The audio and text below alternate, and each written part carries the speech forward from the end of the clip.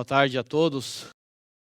Eu peço, por gentileza, que você abra comigo sua Bíblia em João, capítulo 7, do versículo 1 ao 13. Depois de um longo período no capítulo 6, pela graça do nosso Deus, adentramos no 7º capítulo desse glorioso Evangelho de Jesus Cristo, descrito por João.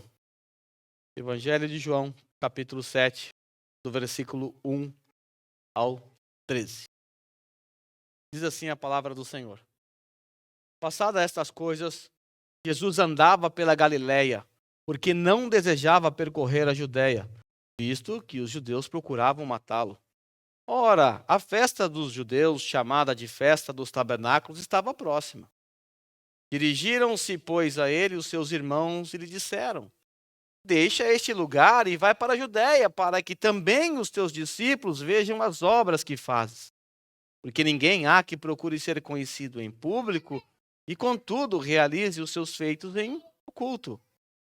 Se fazes estas coisas, manifesta-te ao mundo, pois nem mesmo seus irmãos criam nele. Disse-lhe, pois, Jesus: O meu tempo ainda não chegou, mas o vosso sempre está presente. Não pode o mundo odiar-vos, mas a mim me odeia, porque eu dou testemunho a seu respeito de que as suas obras são más. Subi vós outros à festa? Eu, por enquanto, não subo, porque o meu tempo ainda não está cumprido. Disse-lhes Jesus estas coisas e continuou na Galileia. Mas depois que seus irmãos subiram para a festa, então subiu ele também, não publicamente, mas em oculto. Ora, os judeus o procuravam na festa e perguntavam: Onde estará ele? E havia grande murmuração a seu respeito entre as multidões. Uns diziam: Ele é bom. E outros: Não, antes engana o povo. Entretanto, ninguém falava dele abertamente, por ter medo dos judeus. Curva sua cabeça mais uma vez. Senhor, mais uma vez estamos diante da tua palavra, confiantes na ação do teu Santo Espírito que transmite aos nossos corações as verdades que estão gravadas nas páginas das nossas Bíblias. Senhor, nós estamos diante de um texto a qual veremos reações negativas contra o Senhor. O Senhor, um Deus misericordioso, amoroso, cheio de graça, que veio a este mundo, se humilhou e mesmo assim sofreu as rejeições. Senhor, ao olhar para um texto como esse, nós podemos nos enxergar ali, porque toda a nossa vida nós passamos rejeitando a Ti, até que a luz do Evangelho brilhou sobre os nossos olhos, até que o poder do Espírito Santo atuou em nossas vidas e então nós cremos e passamos a Te seguir. Então que o que nós vamos aprender aqui hoje nos faça refletir acerca do quanto nós conhecemos o Senhor e o quanto nós Te amamos. Eu peço ao Senhor por mim e por meus irmãos nessa noite. Amém. Por gentileza, pode tomar o seu assento. Eu gostaria que você imaginasse comigo uma cena hipotética. Vamos imaginar que o Senhor Jesus tivesse nascido há mais ou menos 33 anos atrás, 32 anos atrás. E ele estivesse agora no auge do seu ministério terreno, hoje, agora. Você consegue imaginar como seria a vida de Jesus com tanta tecnologia que nós encontramos hoje? Já parou para pensar que você poderia assistir uma live no YouTube de Jesus contando uma parábola? Você poderia ver o Senhor Jesus numa sinagoga debatendo com os religiosos ao vivo? Você ia ver alguns reels de Jesus curando, realizando milagres? Quanta coisa o Senhor Jesus poderia fazer e essas coisas seriam registradas e simultaneamente milhões e milhões de pessoas estariam assistindo tudo isso. Eu faço uma pergunta a vocês. Se essa ideia hipotética fosse uma realidade, você acredita que haveriam mais pessoas convertidas hoje do que nos dias de Jesus? Será que nós teríamos mais cristãos? Afinal, a vida de Jesus estaria exposta diante dos olhos de todas as pessoas. Todos veriam Jesus. Todos contemplariam os sinais miraculosos. Todos ouviriam os profundos discursos de Jesus. Será que haveriam mais conversões? Talvez você responda que sim. Afinal, as pessoas teriam a oportunidade de conhecer o Senhor Jesus melhor, de conhecer as suas obras, de ver os seus milagres, mas nada está mais longe da verdade do que isso. Não haveria mais conversões por causa disso. Jamais. Porque a fé em Cristo Jesus não é fruto do tanto de conhecimento que nós temos acerca de Jesus Cristo. Muitos ateus conhecem as histórias de Jesus mais do que muitos que estão aqui hoje. Mesmo assim, continuam ateus, continuam incrédulos. O conhecimento por si só das histórias de Jesus não muda nada em nossas vidas. O que muda as nossas vidas é quando o Espírito Santo pega todo esse conhecimento e estraçalha os nossos corações e gera fé dentro de nós. Afinal, a fé vem pelo ouvir a palavra de Cristo. Então, quando eu ouço a palavra de Cristo, quando eu conheço o Cristo das Escrituras e o Espírito Santo age no meu coração, então há assim uma conversão. Vale lembrar que esses que estão aqui perseguindo Jesus no texto que nós estamos estudando, eles viram Jesus com os próprios olhos. E não foi através de uma live. Não foi através de um canal no YouTube. Eles viram o próprio Jesus realizando milagres, curando enfermos. Eles ouviram os discursos profundos de Jesus, mas mesmo assim permaneceram incrédulos. Mesmo assim rejeitaram a nosso Senhor Jesus Cristo. Mesmo assim apresentaram reações negativas contra o Filho Santo de Deus. O que muda o coração de uma pessoa não é o tanto de história que você conhece sobre Jesus, mas é a ação do Espírito Santo no seu coração. Quando isso acontece, você será transformado. O texto vai além. O nosso texto não mostra somente que os judeus lá da Galileia rejeitaram Jesus. O texto nos mostra que os próprios irmãos de Jesus, por parte de mãe, rejeitaram nosso Senhor. Então veja, a incredulidade estava presente na vida de pessoas que conviveram com Jesus. Mesmo assim, não creram. Mesmo assim, não reagiram de forma positiva, porque isso lhes era impossível. Sendo assim, meus irmãos, o texto que está diante de nós, ele nos apresenta 3 reações negativas contra o Filho de Deus. Nós veremos que os judeus não convertidos reagiram com ódio mortal, com incredulidade e com ignorância quanto à pessoa de Cristo. Vamos lá para a primeira reação presente no nosso texto. Os judeus rejeitaram Jesus e nutriram em seus corações um ódio mortal. Se você correr aí para o finalzinho do versículo 1, está destacado para você em vermelho na tela, você vai perceber o ódio mortal ali. O texto nos diz que os judeus da Judéia procuravam matá-lo. Procuravam matar Jesus. Eles nutriam no seu coração o desejo de assassinar Jesus, um ódio mortal. Mas antes de tratar acerca desse ódio mortal contra o nosso Senhor Jesus, eu quero apresentar a vocês alguns fatos históricos que estão presentes no nosso texto e que a gente não percebe se a gente não estudar. Existe entre o capítulo 6 e o capítulo 7 uma lacuna de aproximadamente 6 meses. João simplesmente deu um salto e eu vou explicar por que ele fez isso. Então existe um vácuo de 6 a 7 meses entre o capítulo que eu terminei no último sermão que eu preguei para o sermão que eu estou pregando hoje. E é de fundamental importância que você entenda o que aconteceu nesse período. Porque o que aconteceu nesse período empurrou ainda mais Jesus para a morte.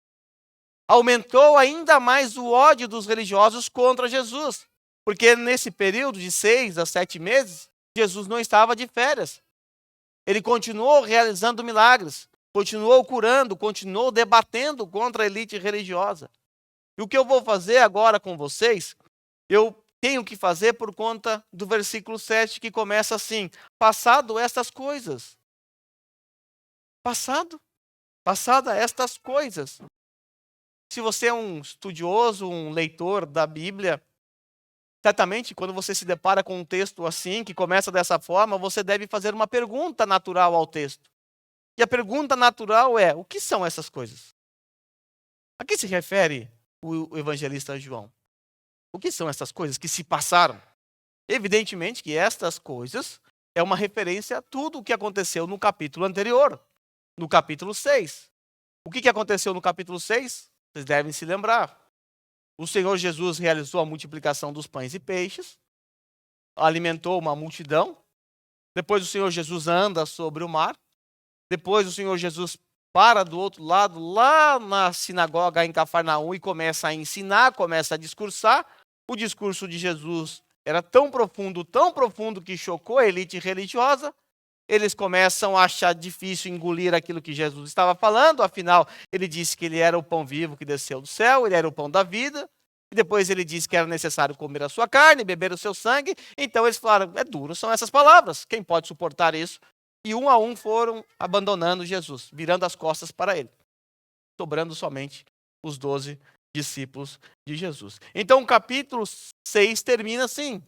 Jesus abandonado pelos seus discípulos. E aí então chegamos no capítulo 7, passado essas coisas. 6 meses depois, João começa então a registrar aqui os fatos que estão no texto que está diante de nós.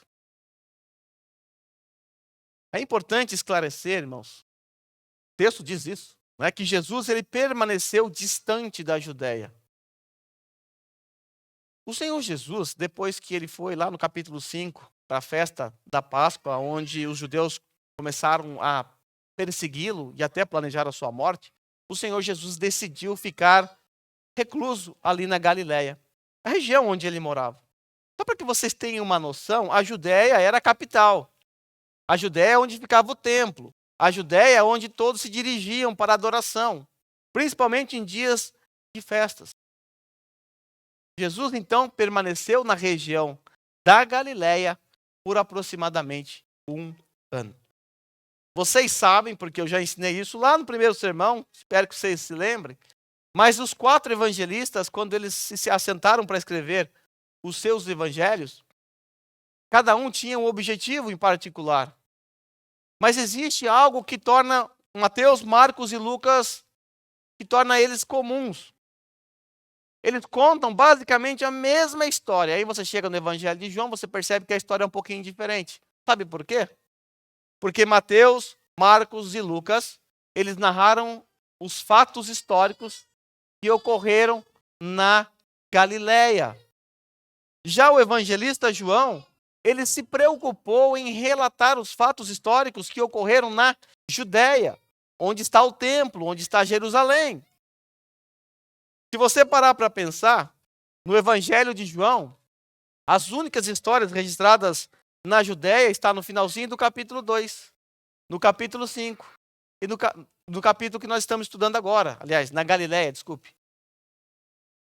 De todas as histórias de Jesus na Galiléia, João pensou apenas 3 histórias, ou 3 eventos. Estão distribuídos nesses 3 capítulos que eu mencionei.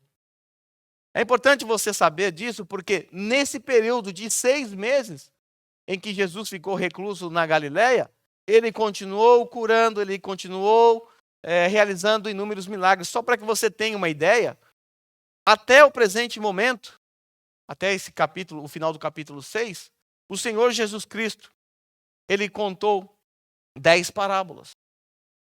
Ele pronunciou 9 discursos profundos e realizou 25 sinais miraculosos. João só registrou 7. Nós já vimos 6. 25 sinais miraculosos. Agora você soma isso o fato de que muitos milagres não foram registrados, como por exemplo no final do capítulo 2, onde é dito que Jesus realizou inúmeros sinais miraculosos e muitos creram nele. Quais sinais? Não sabemos. Quantos milagres? Não sabemos. Quando você chega no capítulo 8 de Mateus, que está ainda dentro dessa cronologia aqui que eu estou trazendo para vocês, é dito que Jesus, numa noite, curou todos os enfermos. Quantos? Não sabemos. Quais enfermos? Também não sabemos. Estima-se que até o presente momento o Senhor Jesus havia realizado, em média, 100 sinais miraculosos. Algo fascinante. Vale lembrar que o que causava indignação na elite religiosa, que acabaram mais tarde matando Jesus, foram os discursos e os sinais realizados por Jesus. Isso tudo causava indignação nos corações dos religiosos, por isso queriam matá-lo. Agora, tendo isso em mente, nós vamos entender por que os judeus procuravam matá-lo. Havia um ódio, havia um rancor, havia uma raiva no coração deles. Porque Jesus não ficou parado nesse tempo, ele continuou afrontando a elite religiosa. Só para vocês terem uma ideia do que aconteceu nesse período de 6 meses. O Senhor Jesus confrontou abertamente a hipocrisia dos fariseus e dos mestres da lei. Isso está lá em Mateus capítulo 15. O Senhor Jesus curou a filha da mulher cananeia, aquela da história dos cães, lembra? Até os cães comem das migalhas. O Senhor Jesus mais uma vez subiu ao cume de um monte, ali curou inúmeros enfermos e mais uma vez multiplicou pães e peixes, dessa vez alimentando 4.000 homens e mulheres. Nesse período de 6 meses, os fariseus e os saduceus colocaram Jesus à prova. Eles pediram sinais a Jesus. Por conta dos milagres, por conta da autoridade com que o Senhor Jesus falava, o Senhor Jesus disse: eu não vou dar a vocês nenhum sinal, a não ser o sinal do profeta Jonas. Nesse período nós temos a cura do cego lá de Betsaida. Lembra que o Senhor Jesus, ele com a sua saliva faz lodo, passa nos olhos do cego e manda ele se lavar no tanque de Siloé? Aconteceu nesse período.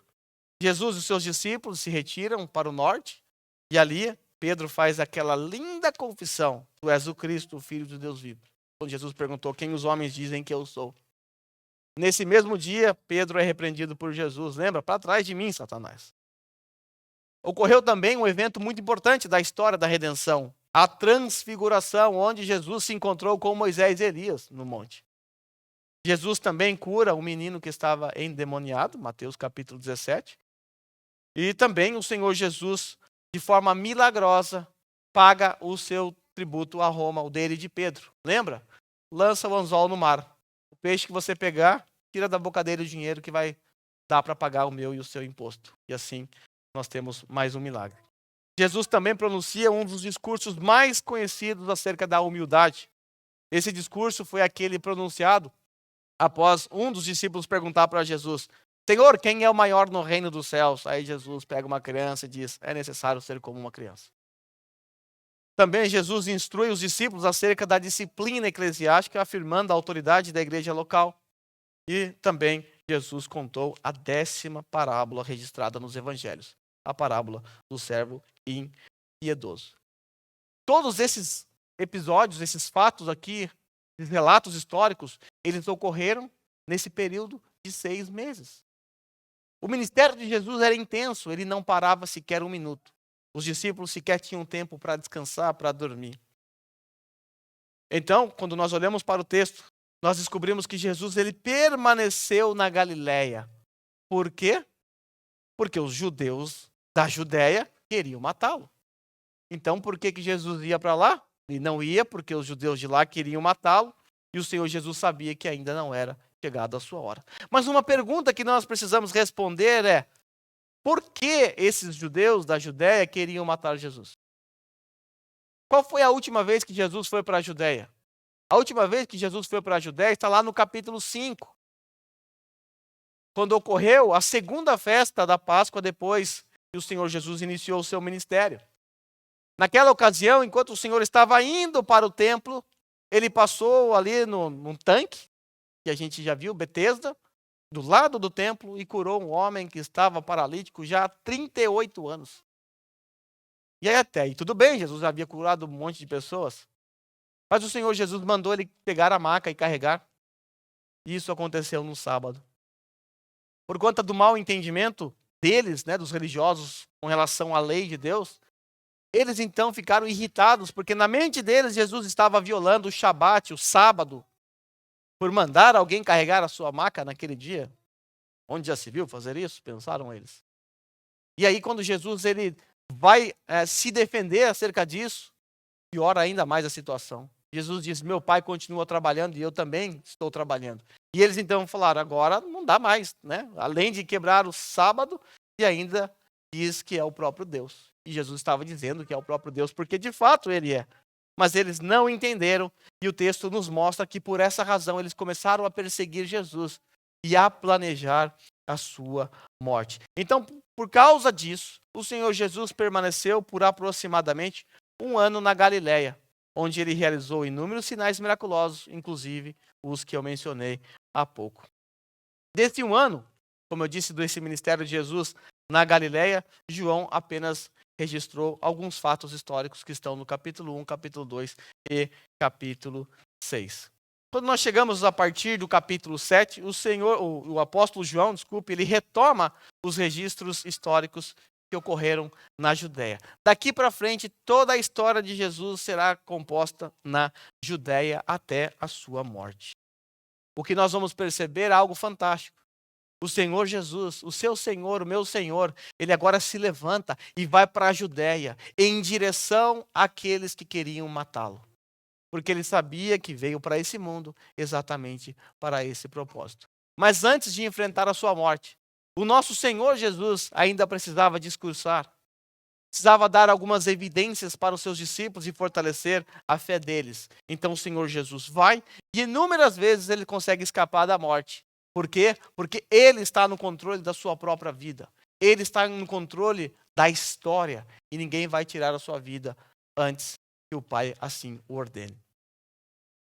Algo que eu não entendia quando eu era criança, talvez você também não, por que mataram Jesus? Por que mataram uma pessoa tão boa como o nosso Senhor? Nós já vimos que ele curava as pessoas. Certa feita ele multiplicou pães, peixes, alimentou as pessoas, libertava os endemoniados. Uma pessoa boa, não é verdade? Mas por que mataram o seu Senhor? Por que mataram o nosso Senhor? Era uma pergunta que eu fazia na minha mente quando minha mãe, quando eu era pequenininho, me levava para ver negócio de procissão lá, onde eles... Procissão não, aquela dramatização que eu esqueci o nome, eles carregam a cruz de Cristo e tal. Eu ficava pensando, por que mataram? Como é que é o nome disso aí? Eu não lembro mais. Como é que mataram o Senhor Jesus? Por que mataram? Talvez você responda da seguinte forma: mataram Jesus porque eles não conheciam Jesus muito bem. Porque se eles conhecessem Jesus muito bem, eles não teriam feito isso. Eu tenho que discordar de você nesse ponto mais uma vez. Porque o segundo ponto, ao qual nós vamos estudar agora, nos mostrará que o ódio e a rejeição não depende de você conhecer Jesus. A incredulidade, ela não se dissolve apenas com o conhecimento acerca de Jesus. Não se dissolve. Muitos ateus conhecem as histórias de Jesus mais do que muitos cristãos e continuam assim. A grande questão é como é que se dissolve a incredulidade. A incredulidade só se dissolve com a ação poderosa do Espírito Santo em nossas vidas. Foi isso que aconteceu com a gente. Quando Jesus, ou quando as palavras de Jesus tornam verdades reais e significativas nas nossas vidas por conta do que o Espírito Santo faz em nossa mente. Quando isso acontece, a cegueira espiritual é milagrosamente curado. Mas isso tudo vai ficar ainda mais claro para vocês no segundo ponto, onde nós vamos ver que os próprios irmãos de Jesus eram incrédulos. Diz assim, João 7, do 2 ao 5. Ora, a festa dos judeus, chamada festa dos tabernáculos, estava próxima. Dirigiam-se, pois, a ele os seus irmãos e lhe disseram: deixa este lugar e vai para a Judéia, para que também os seus discípulos vejam as obras que fazes. Porque ninguém há que procure ser conhecido em público e, contudo, realize os seus feitos em oculto. Se fazes essas coisas, manifesta-te ao mundo. E aí João faz um comentário. Pois nem mesmo os seus irmãos criam nele. Hoje eu não vou explicar para vocês o que significa essa festa aí. Vou fazer isso no próximo sermão. Mas eu quero tratar sobre a incredulidade dos irmãos de Jesus. Agora, você já parou para pensar no que a gente acabou de ler? Os irmãos de Jesus, aqueles que conviveram com ele por quase 30 anos. Vale lembrar que Jesus é perfeito, sem pecado. Eles viram com os seus olhos alguém perfeito, alguém que não tinha falhas. Eles viram os sinais miraculosos que Jesus realizava, tanto é que eles estão dizendo, realiza esses sinais lá, não aqui na Galileia, aqui ninguém vê. Apresenta-te ao mundo lá. Aqui não, eles sabiam, eles viram os sinais miraculosos, eles ouviram os discursos profundos de Jesus, mas mesmo assim permaneceram cegos. Porque o conhecimento só não basta. É necessário uma ação do Espírito Santo na vida. Eles estavam diante do próprio Deus encarnado. Eles estavam diante do Santo de Israel. Mesmo assim, não creram em Cristo Jesus. Só para que vocês saibam, né, eles vieram a crer em Jesus depois da ressurreição. Mas não é diferente com o que acontece em muitas igrejas hoje e pode até acontecer aqui. Pode estar acontecendo aqui. Há inúmeras pessoas que frequentam igrejas por anos e anos, que conhecem inúmeras e inúmeras histórias de Jesus, mas são incrédulos em seus corações. São apenas religiosos. O que aconteceu com os irmãos de Jesus pode estar acontecendo aqui nessa igreja nesse exato momento. Pode estar acontecendo com você. Talvez você até conheça histórias de Jesus. Talvez você até admira Jesus. Mas o seu coração pode estar ainda endurecido. Você pode estar vivendo como um incrédulo. Mas por que os irmãos de Jesus não criam nele? Por quê? A resposta a isso vocês já sabem. Quando nós estudamos o capítulo 6, nós aprendemos que só pode ir até Cristo aqueles que o Pai der. Só pode ir a Cristo aqueles que forem atraídos por Jesus. Os seus irmãos ainda não haviam experimentado isso. O que ocorreu com os irmãos de Jesus nesse tempo é que eles não haviam sido tocados pelo poder do Espírito Santo. Simplesmente por isso. Aqueles, então, que tinham todas as razões para crer em Jesus, por conta de tudo que eles viram e viveram com Jesus, não creram. Para eles, para os irmãos de Jesus, não faltavam evidências, faltava regeneração. Bom, dito isso, voltemos agora para o nosso texto. Quero observar junto com vocês o conselho que os irmãos incrédulos de Jesus deram a ele. A incredulidade deles, dos seus irmãos, assim como a incredulidade dos outros judeus, fez com que eles tivessem uma compreensão distorcida, errada, acerca do papel do Messias nessa terra. Eles não conseguiam entender na mente deles, e até assim faz um pouco de sentido, eles não conseguiam entender como alguém que afirma ser o Cristo, ser o Messias, escolheu viver no interior, na Galileia, ao invés de apresentar o seu currículo ao mundo na grande capital. Na mente dos irmãos de Jesus, isso não fazia sentido. Por que não vai para lá? Vai para a Judéia. Apresente-se ao mundo. Porque está vivendo aqui no interior da Galileia. Galileia é uma região insignificante. Jesus morava em Cafarnaum, lá na Galileia, uma região insignificante, uma cidadezinha de pesqueiros insignificantes. Por acaso pode vir algo bom daquele lugar? Esses eram os questionamentos. E os irmãos de Jesus estão aqui, então, indagando. Veja o versículo 3. Deixa este lugar e vai para a Judéia. Vá para lá. Para quê? Porque lá você vai encontrar outros discípulos. E eles vão ver as obras que está realizando aqui. Jesus já tinha discípulos lá na região da Judéia. Lá no capítulo 2 ele foi para lá. Muitos creram em seu nome. Você deve se lembrar dos últimos versículos do capítulo 2.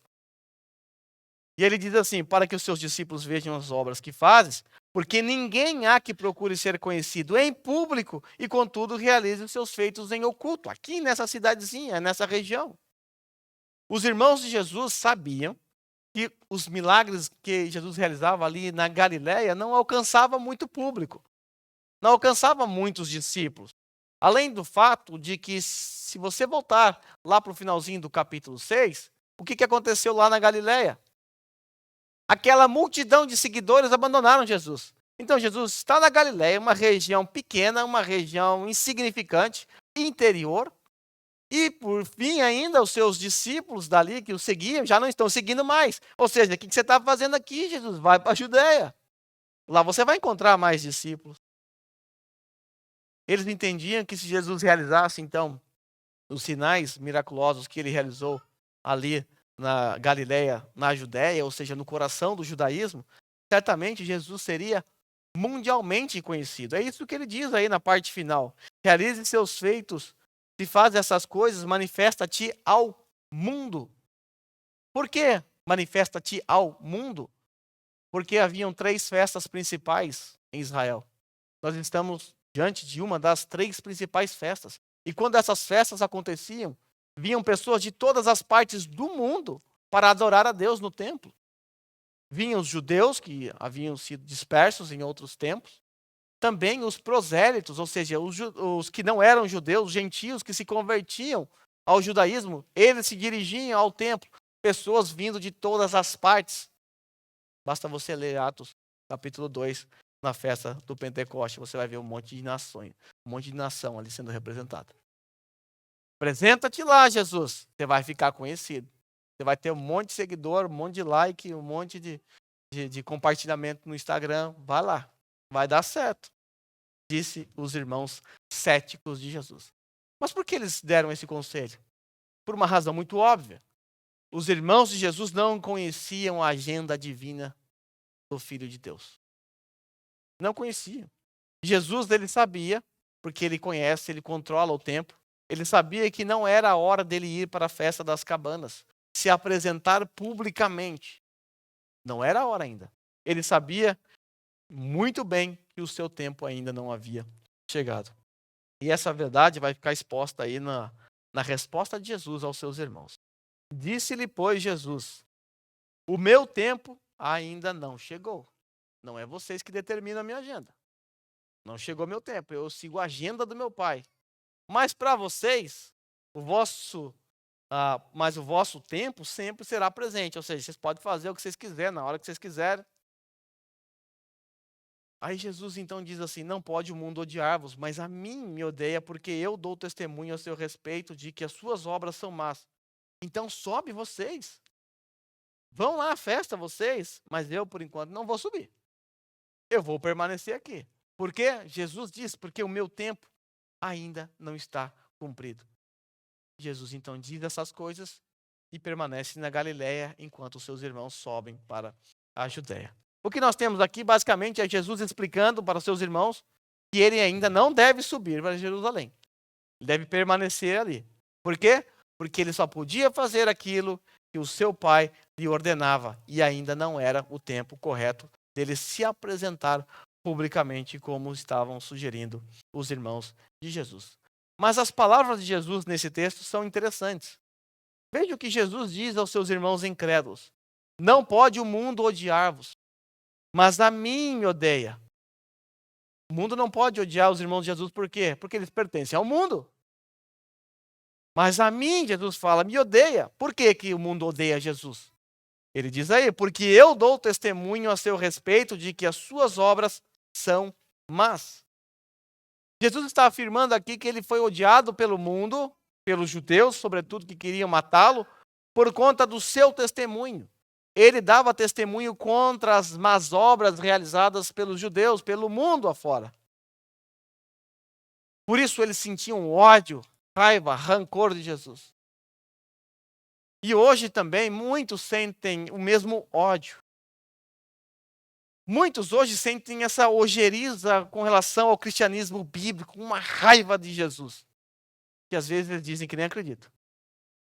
O cristianismo bíblico é aquele que confronta os nossos pecados todo instante. Que põe o dedo na nossa ferida. O cristianismo bíblico ele não normaliza ou camufla aquilo que Deus abomina. O cristianismo bíblico não permite essas coisas. Essa aceitação, a normalização daquilo que é pecado. Um exemplo de algo que é normal na nossa cultura brasileira, que é uma cultura rica, bonita, tem muita coisa boa, mas também tem coisa que não presta, como toda cultura tem. Algo que é normal, entre aspas, na cultura brasileira, mas não para o cristianismo bíblico, é o tal do jeitinho brasileiro. O jeitinho brasileiro de resolver as coisas é algo que está enraizado na cultura brasileira.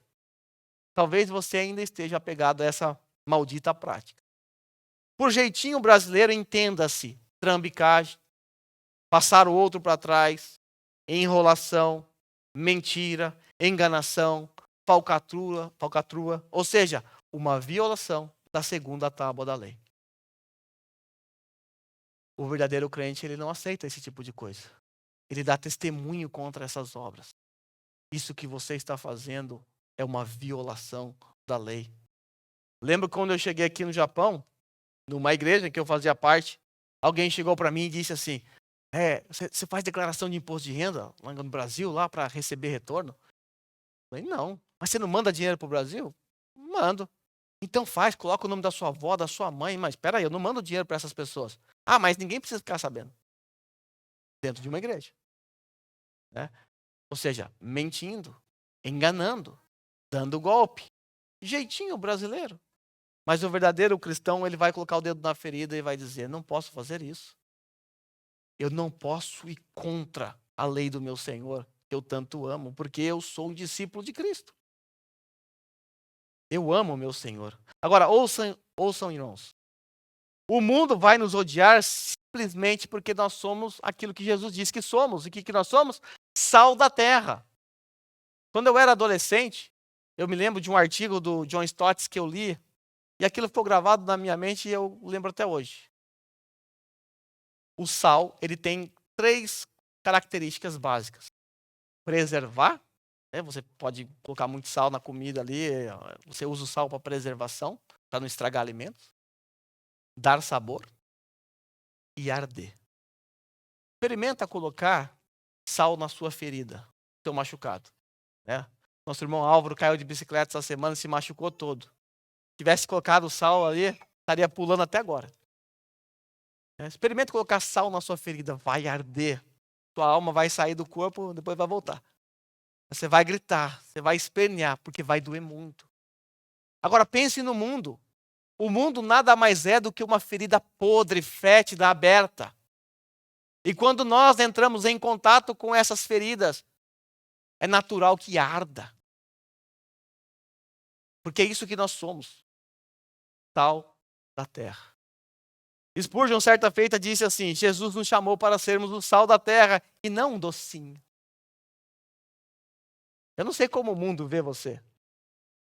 Se o mundo lá fora te vê como um docinho, alguém amigão, brother, parceiro de piadinhas infames. Se o mundo vê você lá fora como um igual, alguém que dá o jeitinho brasileiro também, alguém que faz tudo errado, alguém que dá mau testemunho, saiba, você é um docinho. Por isso o mundo te ama. Por isso o mundo é seu amigão, seu brother. Eu tenho que dizer a vocês que o mundo sempre agirá com reciprocidade. O mundo sempre vai responder. Sempre vai agir com reciprocidade. Isso significa que se o mundo te ama, é porque você amou o mundo primeiro. O mundo só está te respondendo. Em outras palavras, o mundo só te ama porque você ainda pertence a ele. Atente para as palavras de Jesus lá no capítulo 15, versículo 18 e 19. Veja o que Jesus disse aos seus discípulos acerca dessas verdades. Se o mundo os odeia, falando para os seus discípulos, se o mundo os odeia, tenham em mente que antes me odiou. Eu sou mestre de vocês. Se vocês seguirem tudo que eu tenho ensinado, então o mundo vai também odiar vocês. Aí Jesus diz assim, preste atenção. Se vocês pertencessem ao mundo, se vocês pertencessem ao mundo, ele os amaria como se fosse deles. Todavia, vocês não são do mundo, mas eu os escolhi tirando-os do mundo, por isso o mundo os odeia. Então não fique surpreso pelo fato de você ser odiado pelo mundo. É exatamente isso que vai acontecer. Se você for um cristão hoje, genuíno, verdadeiro, você vai ser perseguido na fábrica, vai ser perseguido pela sociedade. Porque a nossa verdade, a verdade de Cristo faz arder, dói. E o mundo não suporta esse tipo de coisa. Irmãos, em breve, o nosso querido Brasil, nesse país, infelizmente, ser cristão será crime passível de perseguição. Se Deus não intervir na história, Deus é soberano, pode fazer o que quer, mas pelo jeito que as coisas estão andando, logo, logo, ser cristão no Brasil será passível de perseguição. E aqueles que nesse tempo, se isso acontecer, espero que não, ousar dizer que, por exemplo, abominam as práticas homossexuais, homofetivas, aqueles que abominam o aborto, que rejeitam a nefasta ideologia de gênero, serão esses odiados, serão ridicularizados pelo mundo e serão perseguidos, talvez até presos mais para frente, talvez até enfrentem a morte, vai saber. Mas nada disso deve nos surpreender.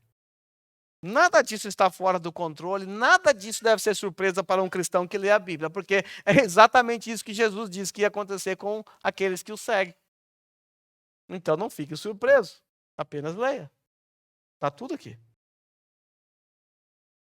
Após o alerta que Jesus dá de que o mundo não poderia odiar os irmãos de Jesus, por conta da sua incredulidade, o Senhor diz a ele, então, para que eles subam à festa, porque de acordo com a agenda de Jesus, a agenda celestial, o tempo ainda não estava cumprido.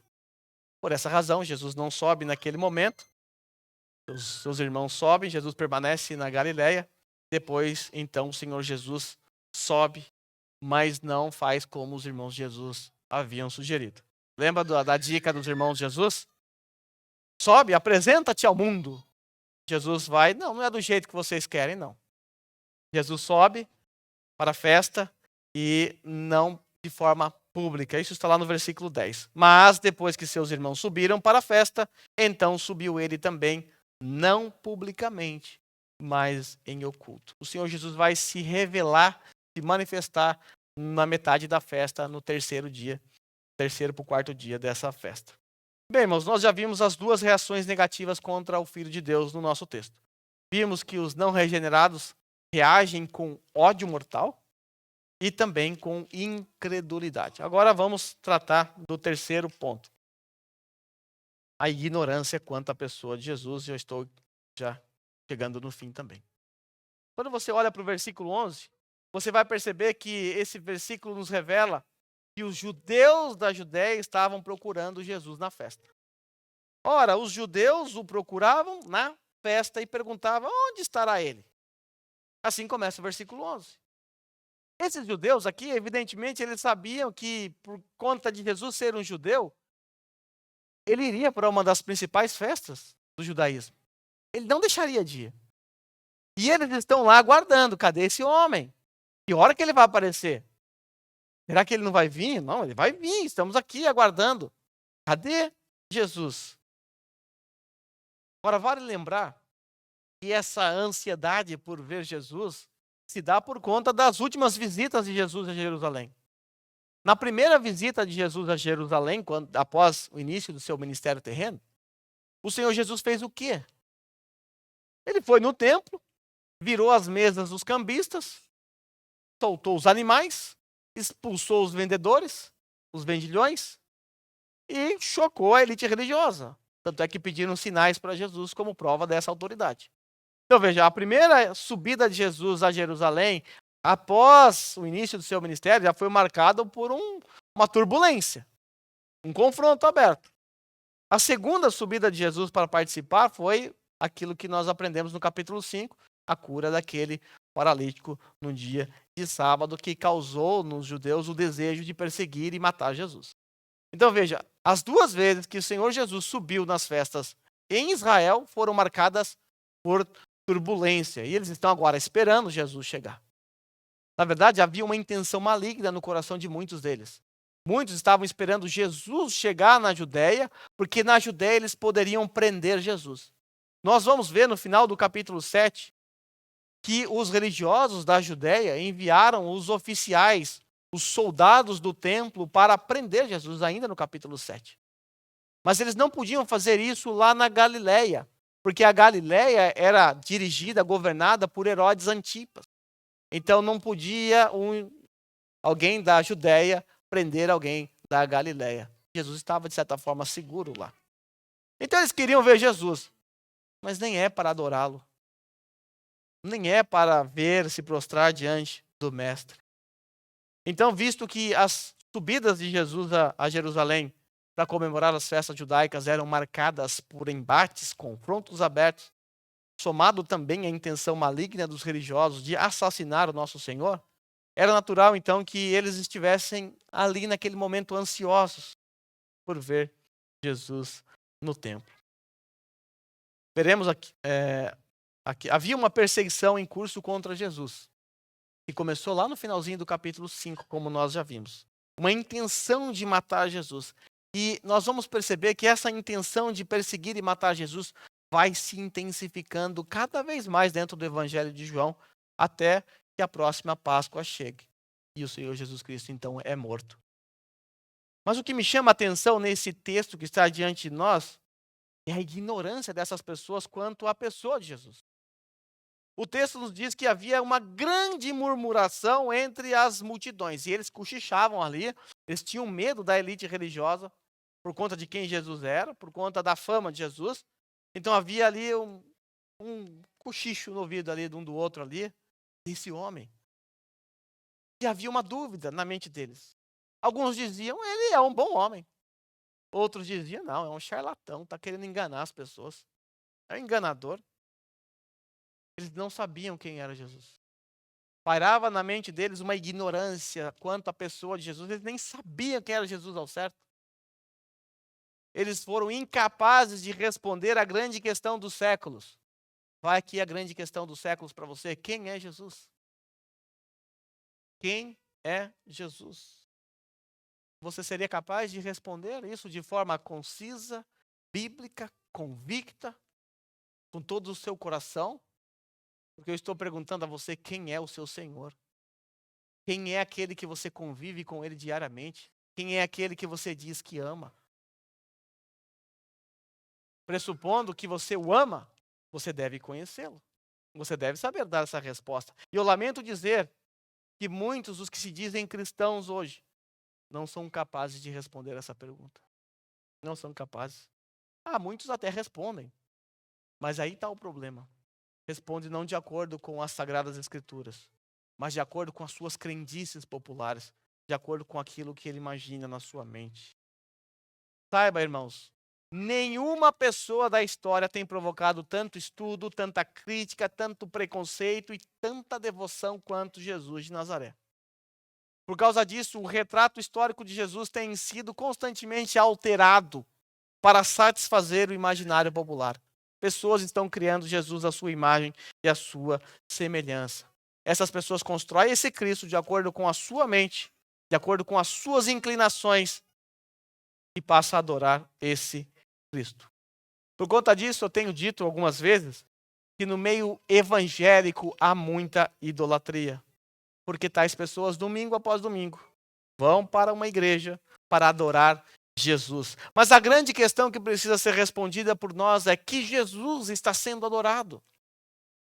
Você, eu espero, tenha vindo aqui hoje para adorar Jesus. Mas a grande questão é, que Jesus? Que Jesus você veio adorar? O das páginas das Escrituras? Ou da sua cabeça, da sua mente fértil? O Jesus que está no imaginário popular de muitos evangélicos? Se esse for o caso, você pode estar cometendo o pecado de idolatria. Na verdade, você está cometendo o pecado de idolatria. Muitas pessoas se dispõem a ir para as praças pregar o evangelho. Muitos se dispõem a ir para outros países, fazer missões para pregar Jesus. Mas a pergunta persiste: que Jesus? Que Jesus tem sido pregado? Essa pergunta, quem é Jesus? Ela deveria ser simples para qualquer cristão. Mas não é. Todo cristão deveria saber responder, pois do contrário, você corre o risco de se tornar um idólatra, de adorar um falso Deus. E agora eu te pergunto mais uma vez: quem é Jesus para você? Quem é Jesus? Talvez um bom mestre? Alguém que tem uma moral legal, como dizem os liberais? Jesus é um homem bom, conforme a gente viu aqui no texto, eles pensavam isso de Jesus? Talvez a sua resposta seja a mesma que eu dei quando eu era criança. Na minha infância, eu morei lá em Taubaté, nasci em Taubaté, e eu morei perto do Cristo Redentor. Tem uma estátua do Cristo Redentor com os braços abertos, assim, como a do Rio de Janeiro. Não tão grande, é claro, mas dá para ver de longe, e fica num alto de um monte. E quando eu passava com o meu pai, ele dizia: tá vendo aquele homem? Ele é bonzinho, ele quer te abraçar. Então, quem era Jesus para mim? Um homem bonzinho que queria me abraçar. Só isso.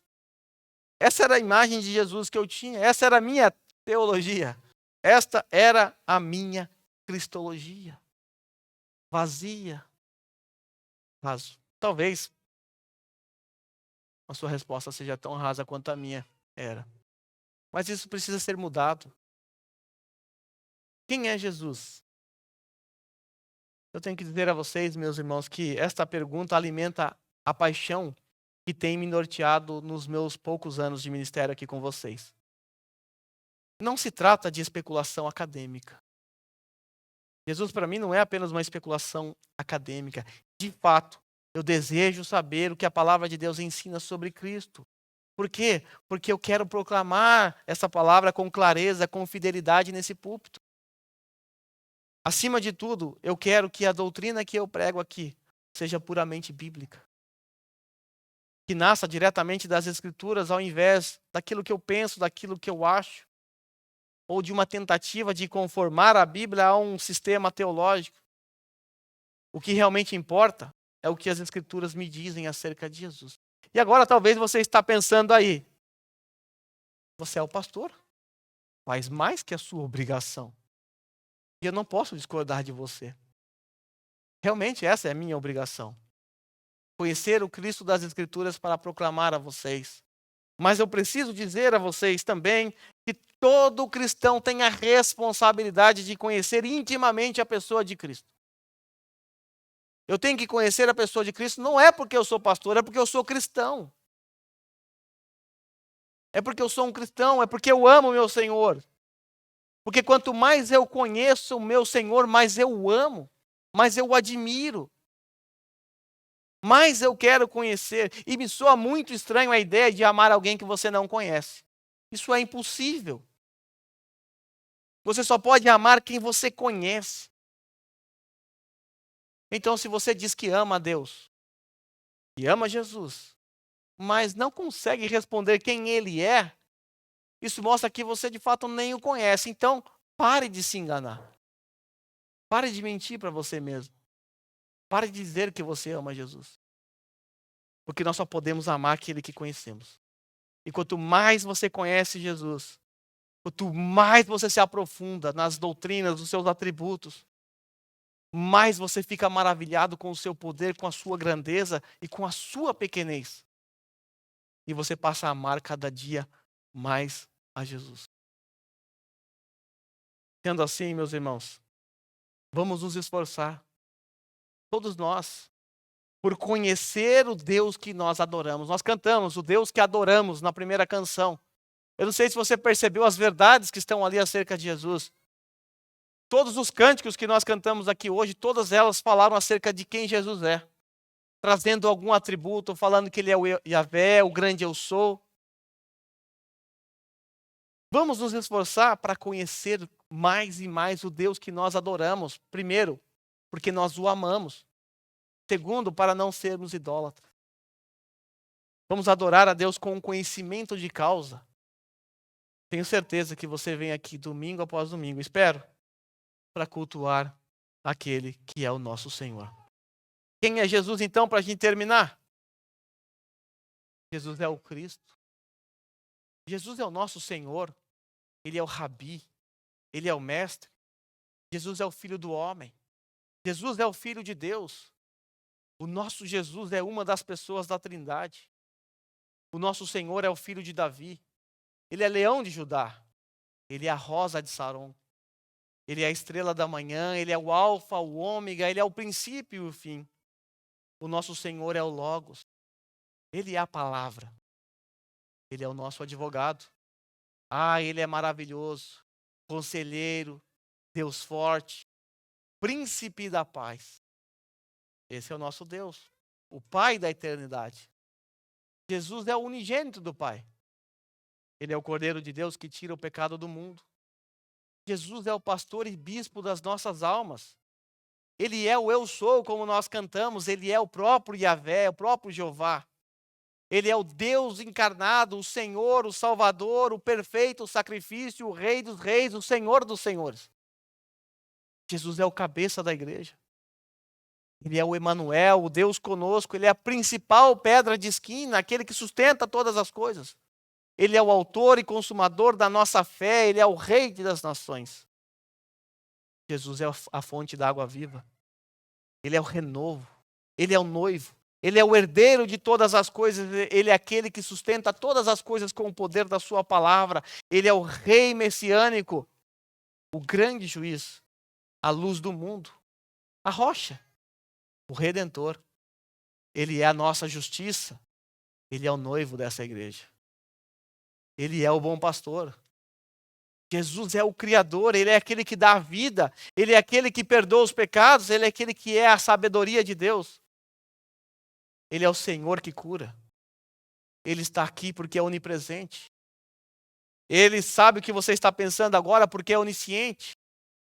Ele sustenta todas as coisas porque ele é onipotente, ele tem todo o poder. Ele é a estrela de Davi. Ele é o filho amado, o qual o Pai tem prazer. Ele é pré-existente, eterno, imutável, digno de adoração. Ele é a nossa esperança. Jesus é aquele que é digno de toda glória. Ele é o caminho, ele é a verdade, ele é a vida. Ele é o profeta, a água da vida, o pão vivo que desceu dos céus, a videira verdadeira. Jesus é a porta, é a ressurreição e a vida. Ele também é o servo sofredor. Jesus é o santo de Israel, o imaculado, o sacrifício vicário, aquele que suportou a ira do Pai no nosso lugar. Jesus é aquele que nos comprou com o seu precioso sangue. Ele é o nosso mediador. Ele é o nosso sumo sacerdote. Jesus é a imagem perfeita do Deus invisível. Ele é a semente da mulher de Gênesis 3,15. Jesus é aquele que foi concebido pelo poder do Espírito Santo, que nasceu da Virgem Maria, que padeceu sobre Pôncio Pilatos, que foi crucificado, morto e sepultado. Jesus é aquele que desceu à mansão dos mortos, que ressuscitou ao terceiro dia, que subiu aos céus e está agora à direita de Deus Pai Todo-Poderoso, de onde há de vir e julgar os vivos e os mortos. Esse é o nosso Deus. Esse é o Jesus que você adora. Esse é o meu Deus, esse é o meu Senhor e esse é o seu Senhor. Com esse tanto de informação, é impossível não adorá-lo. É impossível não admirá-lo, a não ser que o seu coração permaneça incrédulo. A não ser que o Espírito Santo ainda não tenha tocado no teu coração, porque do contrário, não tem como nós não nos prostrarmos diante de um Deus assim e adorá-lo. Porque acabamos de ver características dele. Nós vimos o quão grande ele é, como ele é misericordioso, como ele é amoroso, como ele é grande, como ele é tudo aquilo que nós precisamos e temos. Nós vamos cantar agora. Lembre-se, você vai cantar, eu peço aos irmãos que já venham aqui à frente. Nós vamos cantar diante desse Deus, que é tudo isso e mais um monte de coisa que eu não falei ainda. Nós vamos louvar esse Deus. Eu quero que você se coloque em pé. É diante desse Deus que você estará cantando.